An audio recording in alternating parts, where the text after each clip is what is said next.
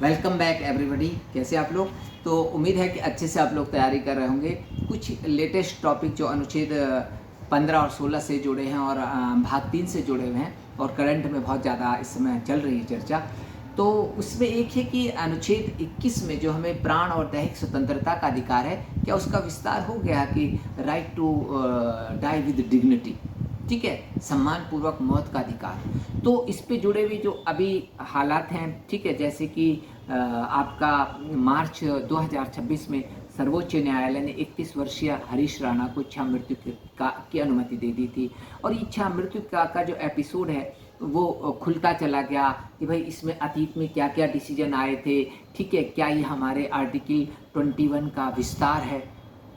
तो निश्चित रूप से तो आपको इस पे ऐसे भी आ सकता है, इस पे जीएस में क्वेश्चन आ सकता है और इसमें इथिक्स पेपर 4 में भी क्वेश्चन आ सकता है। तो आपको थोड़ा सा इसकी जो हिस्ट्री है वो आपको पता होनी चाहिए। तो हिस्ट्री कहाँ से शुरू होती है? इसमें सबसे पहले जो केस आया था वो अरुणा शानबाग का केस 2011 में आया था और इसमें पहली बार इच्छा मृत्यु को स्वीकार किया गया था। अरुणा शानबाग के बारे में मैंने पहले भी आपको बताया होगा कि एक नर्स थी जो king Edward medical college Mumbai में, ठीक है, ये कार्यरत थी और इन पे एक इनके कलीग ने, इनके सहकर्मी ने एक यौन हमला कर दिया था और ये एकदम कोमा में चली गई थी फॉर लॉन्ग टाइम। 42 ईयर्स तक वो उसी स्टेज में रही, ठीक है। वेजिटेटिव एक तरह से उसको कहते हैं कि वो एक स्थायी कोमा की स्थिति होती है।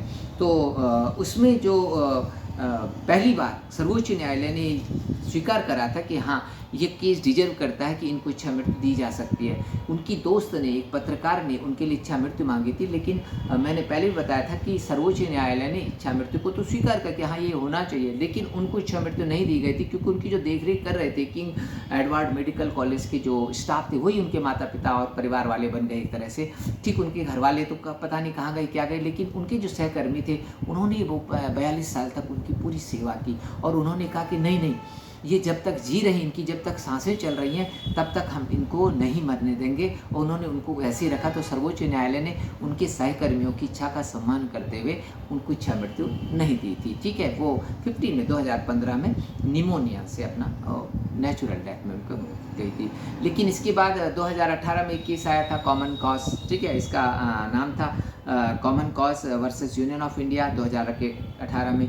तो पैसिव यूथेनेशिया को इसमें फिर चैलेंज मतलब दिया गया था कि भाई इसको एक कॉन्स्टिट्यूशनल मैंडेट दिया जाए कि भाई ये होना चाहिए, ठीक है। लेकिन इसमें सर्वोच्च न्यायालय ने ये कहा कि हाँ ठीक है, लेकिन इसके लिए लिविंग विल होनी चाहिए।